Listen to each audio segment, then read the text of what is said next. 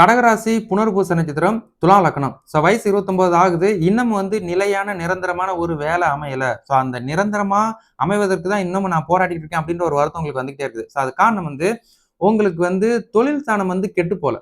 உங்களோட லக்கணம் துலா லக்னம். லக்கணத்துக்கு 10க்குரியவர் சந்திரனே வராரு. உங்களோட தொழில் ஸ்தானம் சந்திரனோட வீடு தான். அப்ப சந்திரன் லக்கணத்துக்கு 10ல ஆட்சி பெற்று தான் நிக்கிறார். அப்ப நீங்க கடக ராசியா இருக்கனால.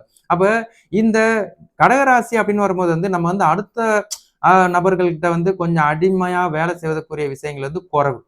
அதுதான் ஒரு இடத்துல நிலையா நிரந்தரமா உங்களால தொடர முடியாத ஒரு சூழ்நிலை இருந்துகிட்டே இருக்குது. அதனாலதான் நீங்க எப்படின்னா வேலை செய்யறதுங்க பிடிச்சிருந்தா நீங்க டிராவல் பண்ணீங்க, பிடிக்கலன்னா சரி ரைட் இதுல ரிலீவர் ஆயிட்டு அடுத்த வேலைக்கு போயிரும் அப்படின்ற ஒரு மனநிலை உங்களுக்கு வந்துகிட்டே இருக்குது. ஏன்னா சந்திரன் ஒரு நிலையா நிரந்தரமா ஒரு இதை டிராவல் பண்றது என்பது கடினம் தான்.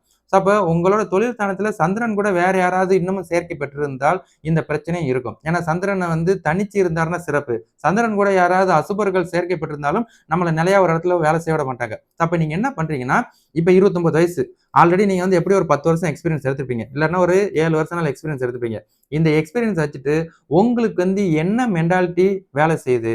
இப்ப ஃபீல்ட்ல எதுல இன்ஸ்டன்ட்டா நம்ம போனோம்னா, வேகமா மேலே ஏறி வரலாம் அப்படின்ற மாணிக்கு நீங்க ஓனா பிசினஸ் ஸ்டார்ட் பண்றதுக்குரிய விஷயத்த ஃபாலோ பண்ணுங்க.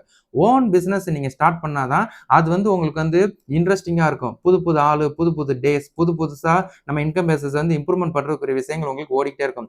அதுதான் உங்களுக்கு நிரந்தரமா தொடரும். ஏன்னா இந்த 10க்குரியவர் சந்திரன் நிலையா நிரந்தரமா ஒரு இடத்துல உட்கார விட மாட்டாரு. அதுல வேற உங்களோட ஜனன ஜாதகத்துல சனி வேற திசை நடத்துறாரு. அப்ப சனி தசை உங்களுக்கு ஹார்ட் ஒர்க் பண்ணணும். ஆனா இந்த 10க்குரியவர் உங்களுக்கு சந்திரன் ஹார்ட் ஒர்க்குக்கு உங்களுக்கு ஈடுபாடு கொடுக்க மாட்டாரு. மென்டலி தான் உங்களை ப்ரிப்பேர் பண்ணிட்டே இருப்பாரு. மென்டல்னா நாலேஜ், ஐடியா. உங்களோட ஐடியாவை வச்சு தான் நீங்க இம்ப்ரூவ்மெண்ட் ஆகி வர முடியும். அதனால நீங்க ஒர்க்கிங் ஸ்டைல மாத்தணும்.